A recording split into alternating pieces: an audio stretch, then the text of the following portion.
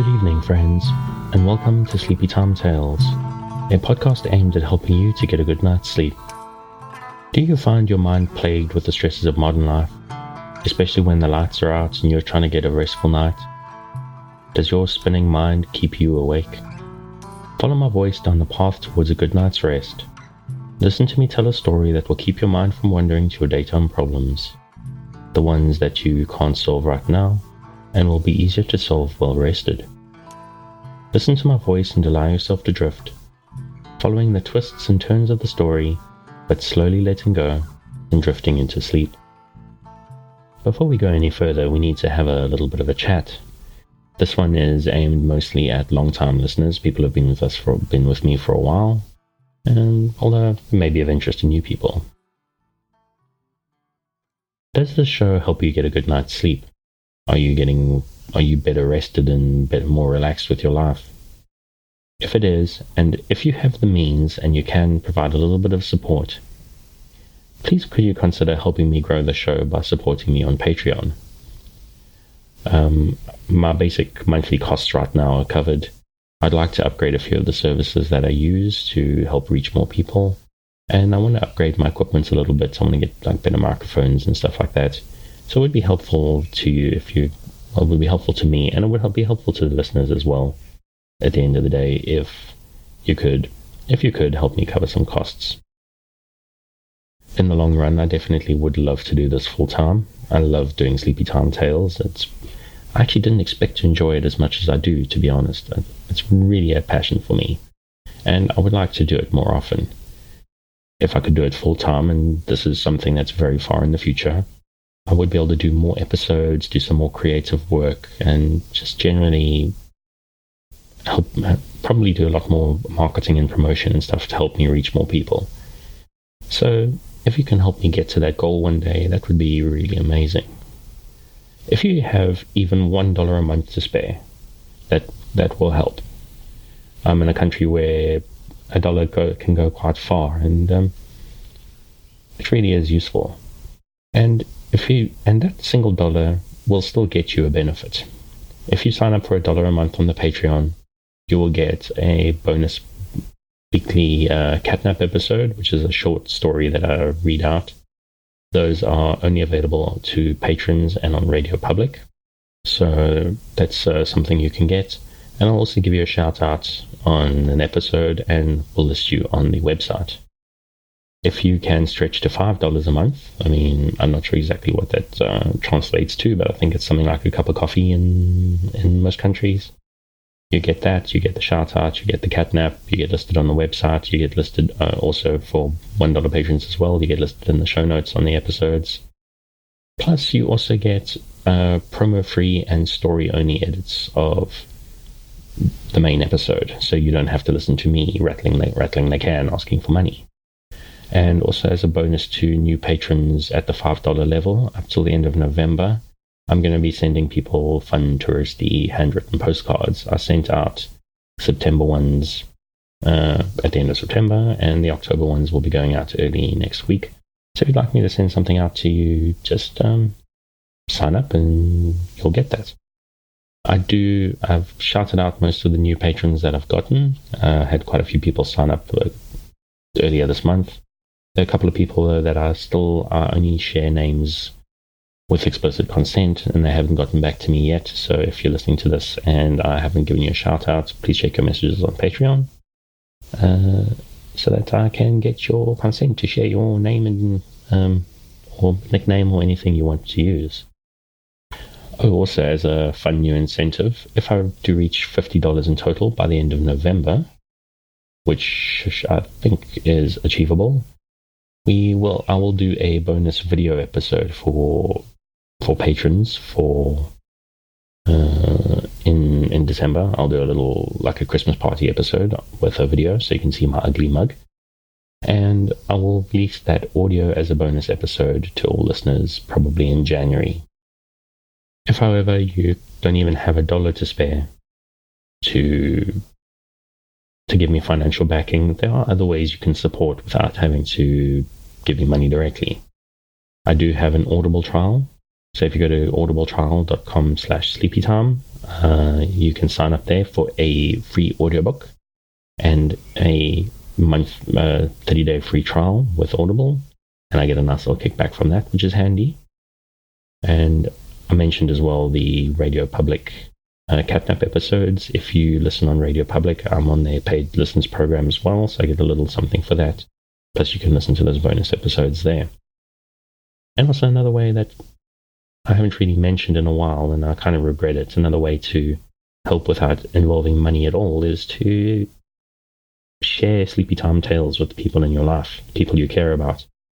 I'm sure if you're listening to me, you're not the only person who's struggling to sleep at night. So if you got someone this might help, recommend it to them. If you do it on social media or something, tag me, whatever the social media is, and I can say hi. Also, follow Sleepy Time Tales on Twitter and Facebook, because I also share news stories and other sorts of things to help insomniacs. So besides just listening to my drony voice, I'm trying to be a resource for sleepless people in different ways as well. And so that's that. Absolutely last but absolutely not least, I want to shout out again the music which I use for all my episodes. The song is Un Désert by Kumiku. Their music is available on the Free Music Archive. I've linked their website and their Patreon in the show notes. So they've got some very cool stuff, which is worth checking out. And also, if you're a podcaster or someone producing content, a lot of their stuff is available public domain, free use, worth checking out as well to help spread the word. Thank you very much, and let's carry on with what you're actually here for. So what exactly is Sleepy Time Tales? What is it for? It seems a bit strange, doesn't it? The idea of a podcast that you're supposed to fall asleep to. But in the 21st century, lack of sleep and insomnia is a health crisis. And this is a podcast that's intended to help those that can to get a restful night. Do you find yourself lying awake at night with your mind spinning and your emotions in turmoil with anxieties and stresses of your life? Is the 21st century just starting to get to you? Do you wake up in the middle of the night and find yourself just not quite able to doze back off at 3 a.m.? I'm here to help. My name is Dave, and I'm your narrator, here to help you into a restful night. I'm someone who has struggled to sleep ever since I was a baby. My parents had sleepless nights with me for years, and even once I was old enough not to bother them anymore, I was always having a struggle. It was fairly recently, in the last few years, that I discovered the tendency for droning male voices to act something almost like a sedative for me. I used to listen to podcasts in bed at night, expecting to be lying awake most of the night, and I would find myself waking up after the show was over and having missed everything I wanted to listen to. So I eventually started listening to some of those podcasts specifically for the purposes of falling asleep. And then I discovered quite recently, late last year, late 2018, that there are podcasts out there intended specifically for people to fall asleep to. And while I tried a couple and one particular worked very well for me, when I recommended it to others, a lot of people didn't really enjoy it. While a lot of them got the concept, the narrator's voice didn't really appeal to them, and so I thought to myself, I've got this boring, drony voice. Maybe I should try doing something similar myself and see how it works. And so far, so good. So every episode starts with this long intro. It's one of the things that I get the most negative comments on, but most of the listeners that have stuck with us for this long, and there's a few hundred of you listening right now, that while not everybody, doesn't appeal to everybody, for those who've stuck around, it is quite important. This intro has two major reasons. The first one is to introduce new listeners to the idea, explain the concept of Sleepy Time Tales and a sleep podcast.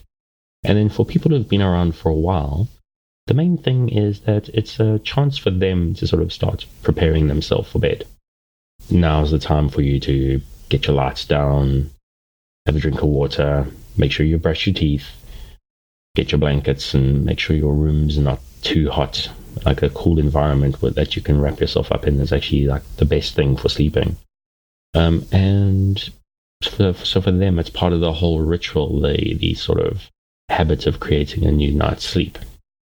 Because ultimately what we're trying to do here is we're trying to build a space together, a nest or a cave for you to snuggle into to help you get a good night's sleep. As far as I know, as far as I'm aware of, there's a couple of different possible ways to engage with the show. For me, I need something I actually listen to at night. My mind focuses on it, but it's not so interesting that it keeps me awake, and then when sleep creeps up on me, my mind isn't spinning out of control and resisting. So I think for a lot of people, this show fulfills a similar purpose. For other people, there's a bit of a different concept. Like some people just need a background noise, something to leave quietly on in the background, almost like the sound of sea or rivers or rain. Some people, droning baritone voices are more what they need. So whichever way you choose to engage with it, that's perfectly fine and perfectly acceptable. If after all, it's up to you. It's about helping you get a good night's sleep. If there's a different way to engage with it that works for you in a different way, let me know, and I can recommend it to other people as well. I'm far from a know-it-all. I'm far from any kind of expert, and I'm interested to hear what works for people. But the main focus for me and for a lot of others is there's just got to be enough concentration on the story that we don't resist sleep when it comes. Tonight, this month being October, I'm not a big Halloween person, but I'm not from a country that really does the Halloween thing except for the occasional party. But I've done a sort of Halloween theme for October in respect to most of the fact that most of my listeners are in America, and also it's nice to sort of work to a theme. So this episode is my mythology episode that I was supposed to have last week, but maybe it works out for the best. It goes out very close to Halloween. So for Halloween celebrators, it's nicely timed. I'm going to talk a little bit about the history of Halloween, which is something pretty much everybody knows, I think, and share a couple of different Irish myths that are centered on Samhain, the actual pagan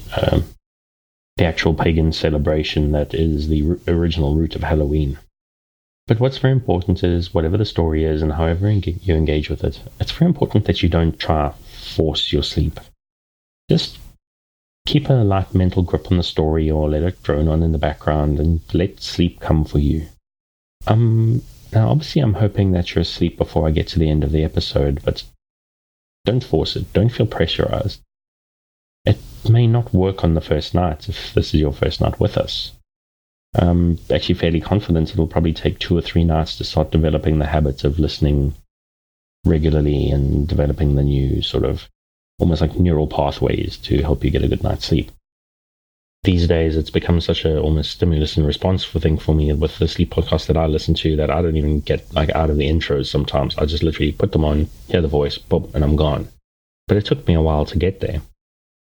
So don't be surprised if it doesn't work for you tonight or it doesn't work for you tomorrow night and starts to become more effective over time. What I did initially as well is I used to queue up a few episodes. I actually still do it.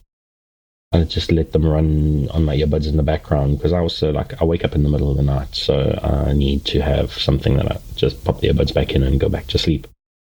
I just stream them and let them go. Or if you're not quite that bad and once you're asleep you stay out, then just queue up a couple of episodes to help you give you the extra time. And again, don't feel pressurized. Something even that works quite well for me sometimes is I often wake up about 30 to 60 minutes before my alarm goes off. That used to be extremely annoying to me, but now these days I actually just carry on listening and I'll fall back asleep again.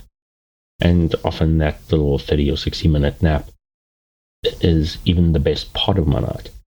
Just allowing complete deep relaxation right before the alarm is just very, very satisfying. And so you've got the basic idea. You relax and you lie in the dark. And while you do that, I'll tell you a story. So relax, dear listener, my nighttime friend who is elected to lie in the dark, listening to my voice. The one thing I'll promise you is that you'll always be safe with me. I'm here to help you relax, to do a small part to help make a major change in your life. I'm not going to say or do anything that stresses you out or gets you excited. I'm here to help you to face tomorrow and the day after, well rested and better able to cope. I believe very strongly in kindness. I want to be kind to you. I want to help you sleep, and I want to help you relax, and I want to help you get through your day, and I want to share the kindness with you, and I need you to be kind to yourself.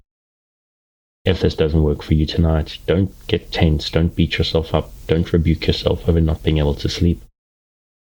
If I can't help you over the edge tonight or tomorrow night, it's just, again, part of the process. If you're an insomniac and you haven't been able to sleep for a long time, it's not going to happen quickly. Frustration, I'm very familiar with frustration and being lying awake at night, just like almost angry and with yourself for just not being able to sleep. But frustration is one of the great enemies of a good night's sleep. The intention with this podcast is to short-circuit that frustration. Listen to the story and don't brood on whatever it is that's frustrating you. I want to distract you from feeling that so that you don't blame yourself when you just can't drift into the dark. So take a breath. Forgive the fact that you can't sleep and let my voice wash over you. Take another breath. Imagine the warm darkness rising up, inviting you to sleep and to a better life starting tomorrow. And if you can't let go, forgive yourself and we'll try again tomorrow. If you've had a life of insomnia, sleep is something like an enemy. But it's not your enemy. It's a natural process that we've been pulled away from by stress and life and what they call progress that shines bright lights in our eyes at all hours. I'm here to work with you, to create a safe space, a cocoon in which you can curl up and allow nature to take its course. So if you're still with me, thank you for staying. And if you're already asleep, we'll chat again soon. And of course, you aren't hearing me, except maybe in a dream.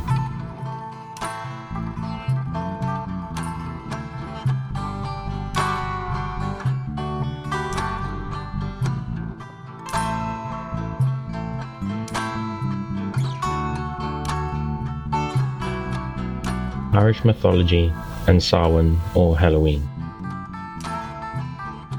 Now, as pretty much everybody listening knows, Halloween is held through most of the West on the 31st of October.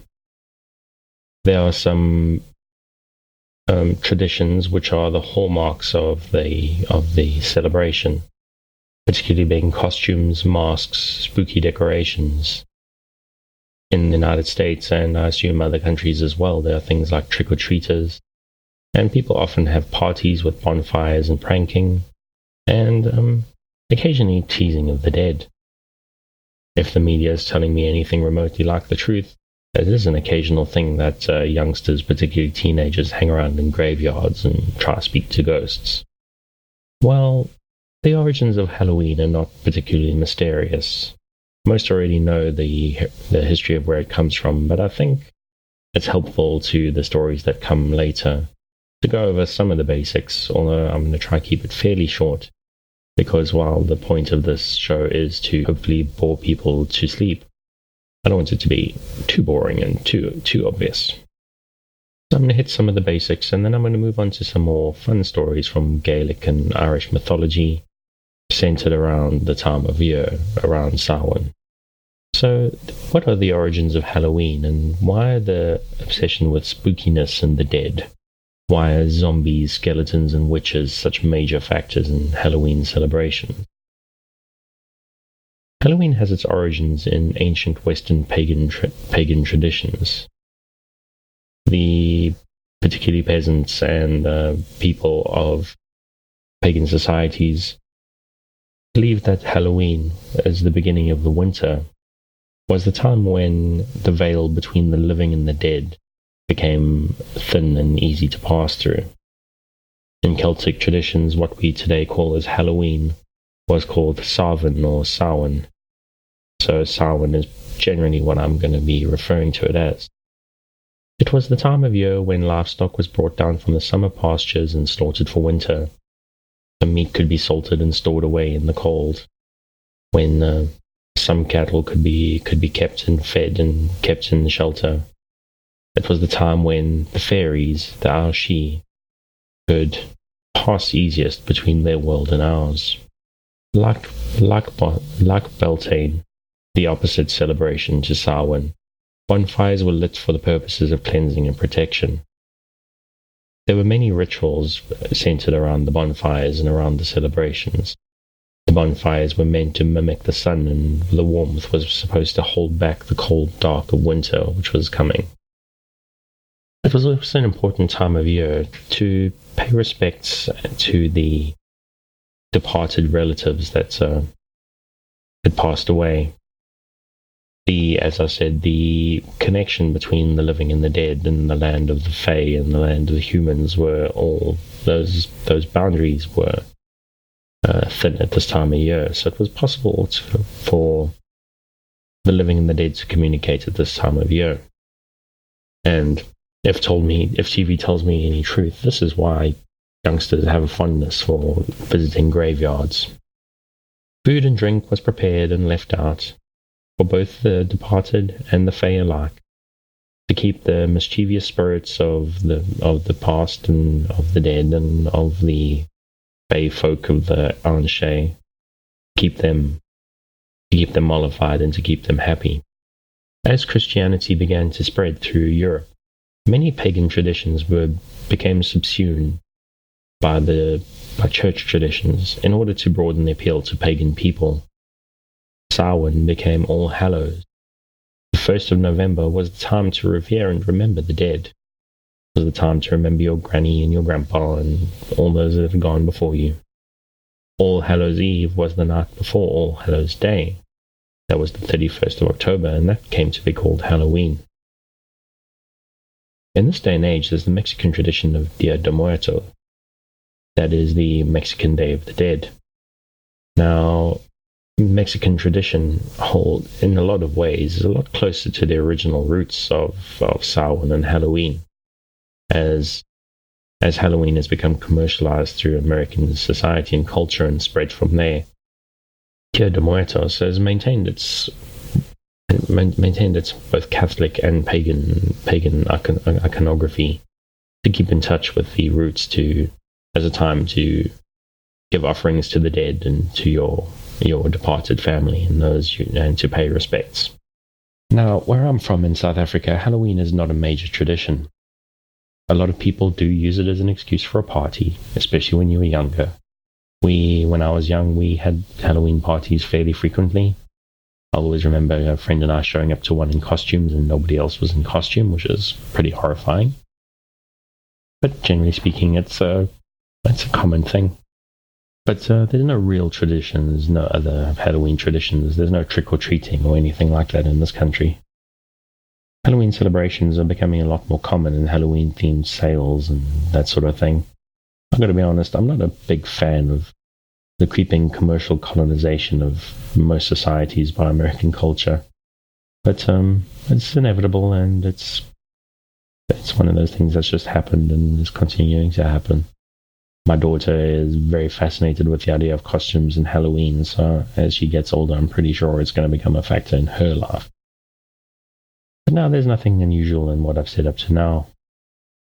Luckily, you're listening to me with the purpose of sleeping, because if you're after anything interesting, you're probably asleep by now. I'm going to talk about a couple of ancient Irish myths. Now, because Samhain is the time when the barriers between the worlds are thin, many Irish legends begin or take place at Samhain. I did find some rather interesting stories, and I'm going to share with you. Now, Irish and Gaelic mythology was largely what do you call it when something is stories that aren't written down? It's not, well, I've gone completely blank. Irish mythology was mostly a verbal tradition. I think that was what I was trying to find my way to, but it doesn't feel quite right. It was eventually recorded in the Middle Ages, mostly by Christian monks. So some aspects have been somewhat Christianized and simplified, and some are probably rather censored. But as time has gone by, more historians have referred to original sources, so mostly the stuff we know today is probably pretty closely in line with a lot of the original stories.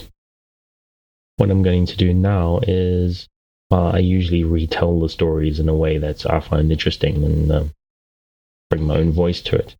In the High Deeds of Finn and Other Bardic Romances of Ancient Ireland, compiled by T.W. Rolleston, there's a story here from the coming of Finn which has a certain rhythm to it that I'm kind of fond of. A lot of these stories were bardic tradition spread by bards, so there's, even in multiple translations and written as prose, there's often a sort of sense of rhythm to a lot of these stories that I kind of respect. So I'm going to just read as is from the High Deeds of Finn and Other Bardic Romances. And here we go. The Coming of Finn. And now we tell how Finn came to the captaincy of the Fianna of Erin. At this time Ireland was ruled by one of the mightiest of her native kings, Con, son of Felemy, who was surnamed Con of the 100 Battles. And Con sat in his great banqueting hall at Tara, while at the yearly assembly of the lords and princes of the Gael went forward, during which it was the inviolable law that no quarrel could be raised and no weapon drawn, so that every man who had a right to come to that assembly might come there and sit next to his deadliest foe in peace. Below him sat at meat the provincial kings and chiefs of clans, and the high king's officers and fighting men of the Fianna, with Gol and the sons of Morna at their head. And there too sat modestly a strange youth, tall and fair, whom no one had seen in that place before. Con marked him with the eye of a king that is accustomed to mark men, and by he sent him a horn full of wine from his own table.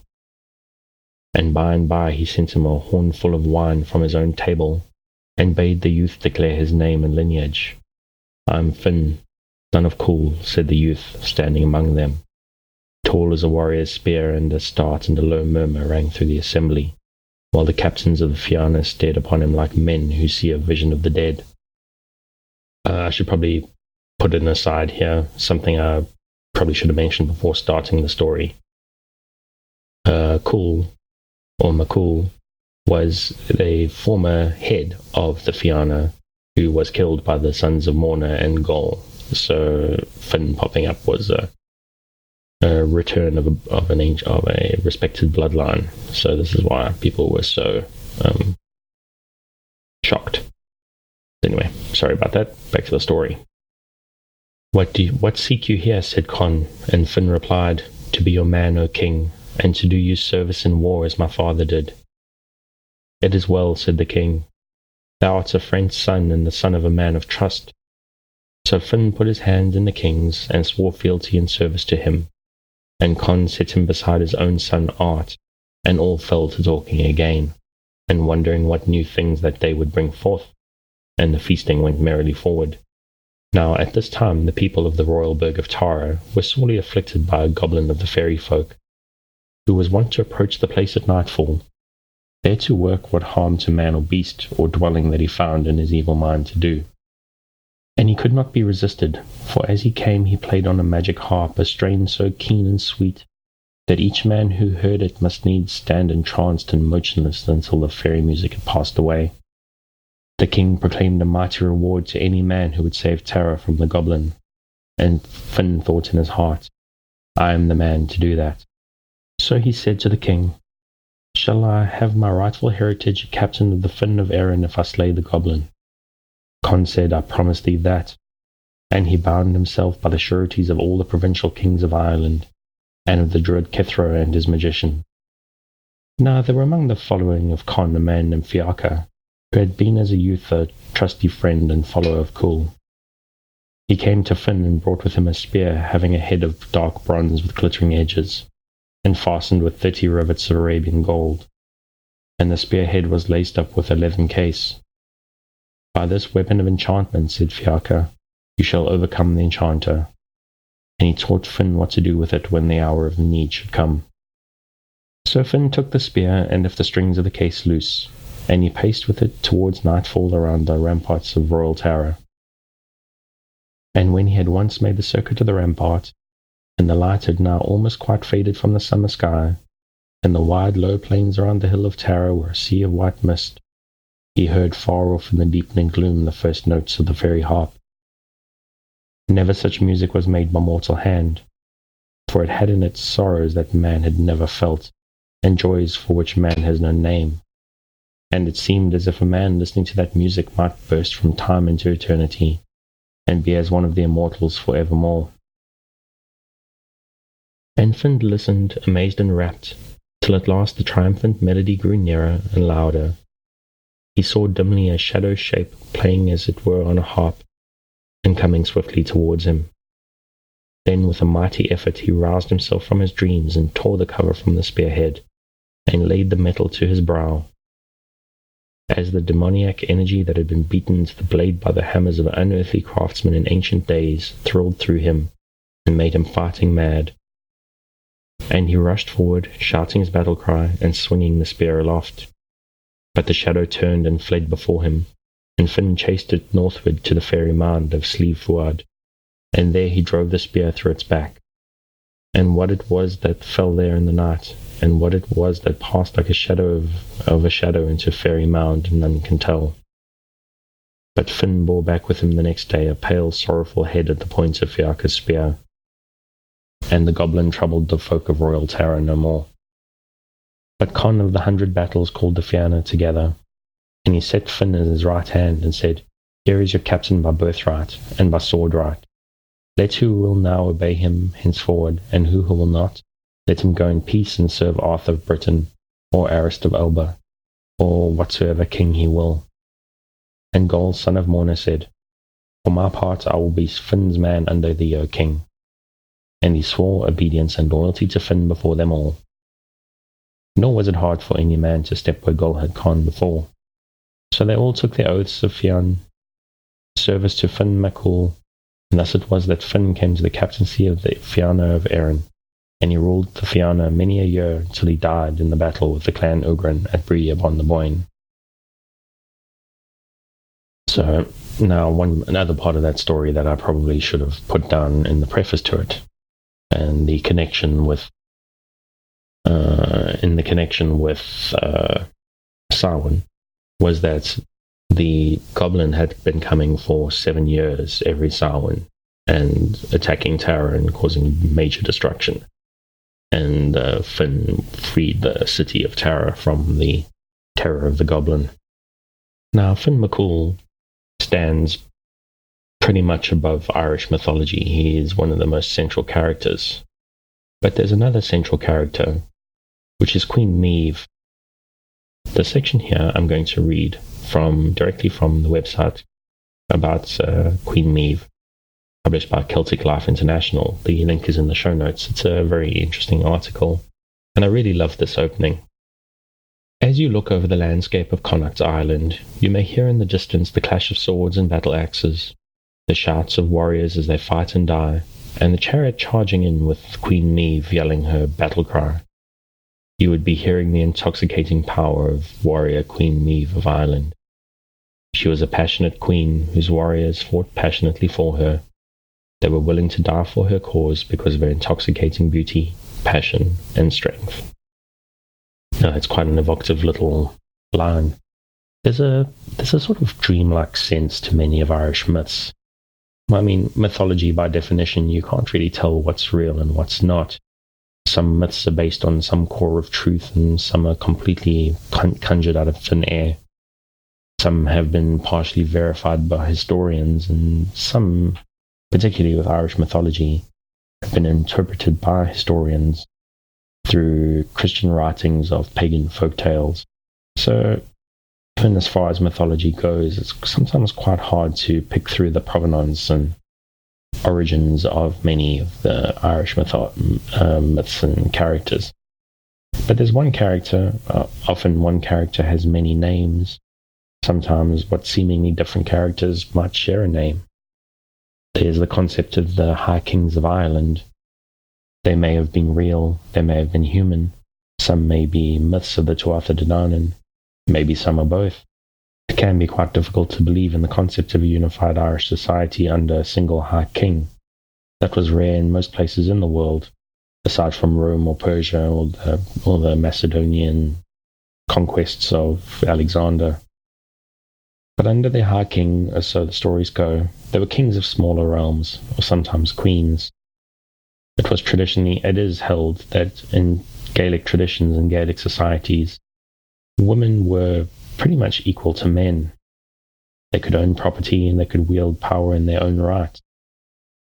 Often the queen of a realm would hold the real power. Her spouse would essentially only become king thanks to her. There's a concept in a lot of Gaelic mythology, although it's not too sure how widespread it is, of the sovereign goddess, a goddess of a country who gave power through marriage and partnership. One of these queens sat on the throne of Connacht. She was gifted the area by the High King Echelb Fiedlich. No one really knows if she was real, if she was a warrior, if she was a goddess, if she was one of the Tuatha De Danann. One thing that they do believe today in modern scholarship is that she is a representation of woman's power and sexuality in Gaelic traditions. The stories have her with many husbands and many lovers. She ruled Connacht for many years with several kings by her side. While there are many stories of the exploits of Queen Maeve, the greatest story is the cattle raid of Cooley. Now, a cattle raid doesn't sound too exciting, but it is was quite an event in the history of Connacht and Ulster, its neighbouring sort of country. Maeve married Ailill, who became king. He became king because the land belonged to her. But in most partnerships, particularly noble ones, the authority in a relationship, who was the head of the household and who was really in charge, came from who had the most in the relationship. They were in the marriage bed when they realized that they had pretty much the same amount of money and same amount of jewels and same amount of land. But Ailill had one thing that Maeve didn't. He had a prize stud bull. Now, Maeve was not going to take second fiddle to anybody. She was an ambitious person who was very competitive, so she decided that she was going to have a stud bull of her own. She searched her own lands for a prize stud bull but couldn't find anything that matched that of Ailill. She did, however, find that in the neighbouring country of Ulster there was a bull that was worthy to compete with her husband's. She contacted the King of Ulster, Dare MacFiona, about his great stud. She offered him twice the value of the bull to secure it, but he refused. Now, Maeve wasn't going to take no for an answer, so she decided that it was incumbent upon her to steal the bull. She gathered a whole army of people of Connacht.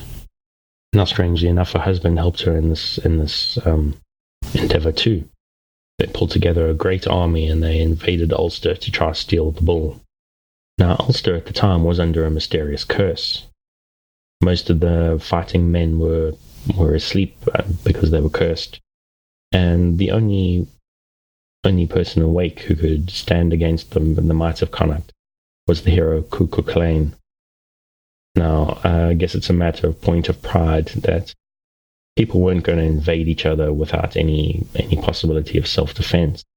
So Cu Chulainn Clain could demand single combat to defend his realm, to defend his king's realm.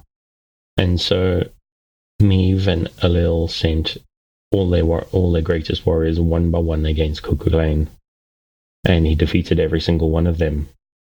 This happened for several days or maybe even weeks. The stories are a little bit unclear. The hero Ku defeated everything sent against him, including Maeve's creatures and handmaidens. He fought viciously and victoriously every time. One time he did get hurt quite badly. He couldn't defend for a while. But then the god of the Tuatha De Danann, Lu, or the warrior god, came to him and told Ku that he was his father. He gave him magic to heal him, and he recovered. Eventually, most of the Ulstermen recovered from the curse. They rose to their feet and came to battle, and the full battle was joined. Connacht finally managed a full invasion.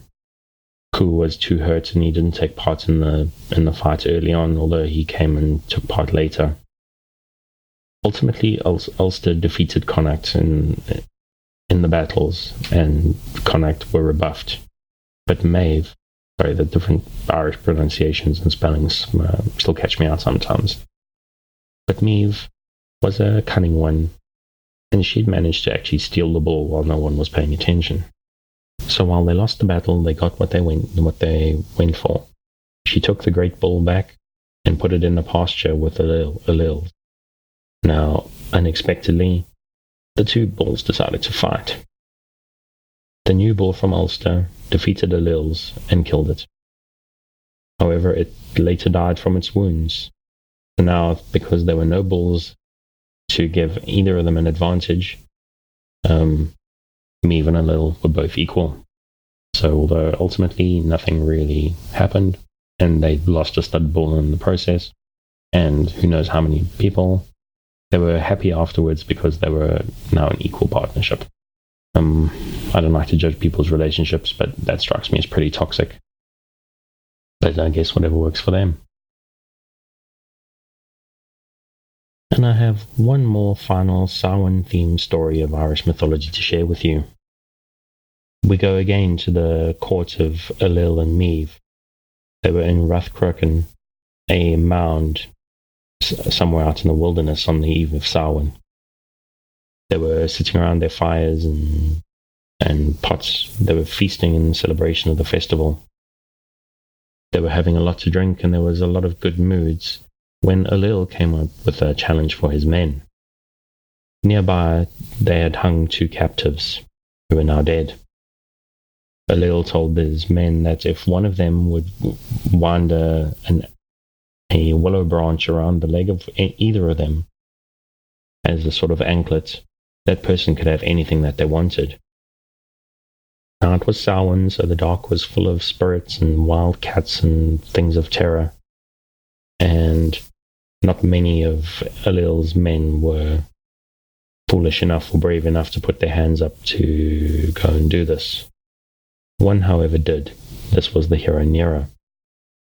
He said he would go do it in return for the king's sword, a beautiful sword with a golden hilt. The king agreed and gave him a wand of willow to go and do this. Nera went out to the dark and came to the gallows, where he kept trying to wind the willow branch around the ankle of one of the corpses. The branch was very flexible, but it was very springy, and it kept snapping back, and it wouldn't stay attached. The task was taking quite long, and Nera started to get worried because there were creatures and spirits around him, and they were starting to get closer, and he was starting to be very afraid. A voice came from above his head. "Peg it to my ankle," said the corpse, which was looking down at him with a grim smile. Now, it was Samhain, so Nera was already scared and not overly shocked at being spoken to by a dead person. So he did what it said. He wound it around and he stuck it on with a peg, and it held. Nera thanked the corpse politely, and the corpse said, "You are very welcome, and I would like to make a request of you. When they hanged me, I was very thirsty. So if you'd like to repay me for my help, I'd like to get a drink." Nera agreed, and as soon as he nodded, the corpse just jumped down and wrapped its arms around his neck and its legs around his waist. Nera realized that there was no way he was going to be able to throw this corpse off, so he just had to do what it asked.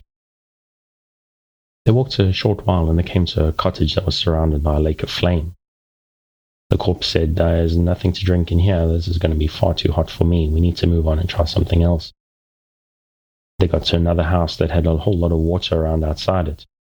The corpse said, "Okay, they've thrown out all their bath water and all the other water in the house. There's not going to be anything there to drink." They went on to another house that didn't have anything around it. They went inside and they found the wash tubs and the laundry tubs and flagons of water waiting to drink. The corpse drank 2 of the tubs of water and took a sip from the third and spat it in the faces of the people in the house, and they all got sick and they died.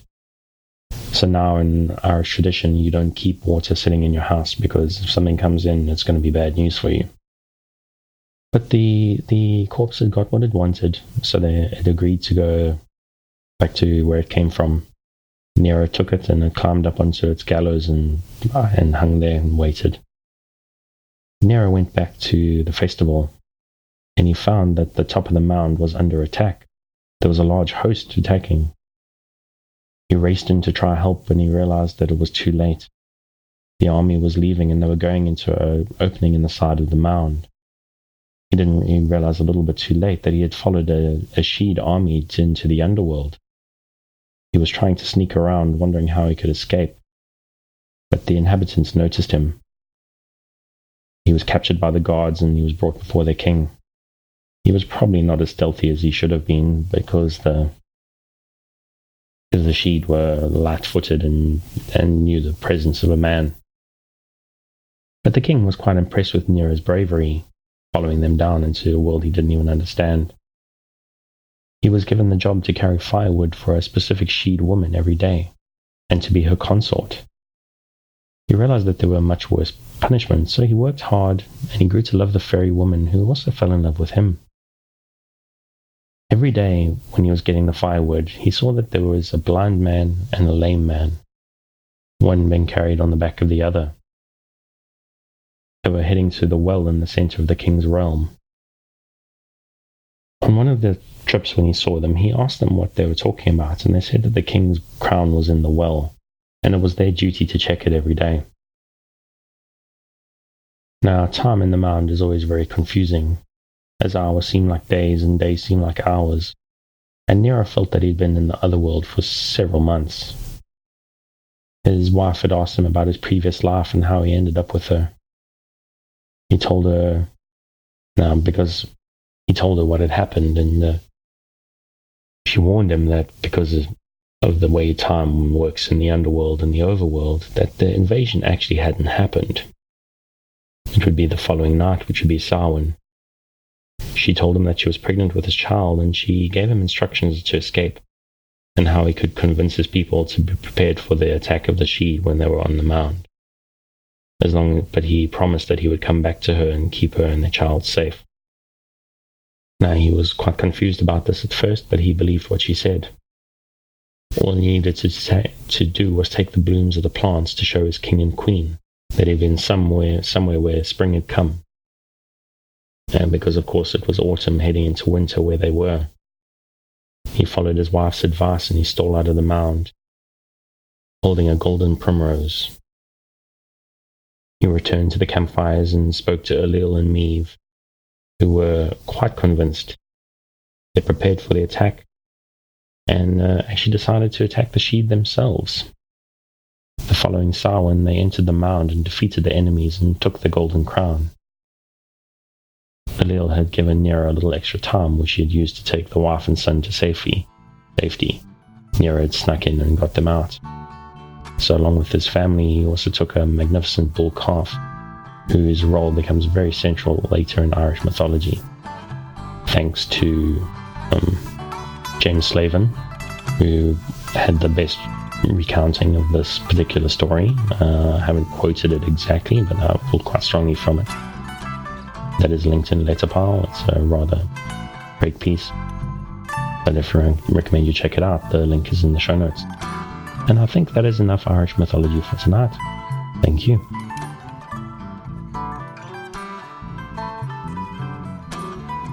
Thanks for joining me on this episode of Sleepytime Tales, the podcast designed around a bedtime story to help you get a restful night. New episodes will be released every Sunday night to give you something fresh to help you rest in a new week, but make sure to subscribe on whatever service you use so that you get a new episode whenever it comes out. A reminder that the music for tonight is Un Desire by Kumiku. Check out more of their work on their website and their Patreon, which you will find linked in the show notes. Good night, and sweet dreams.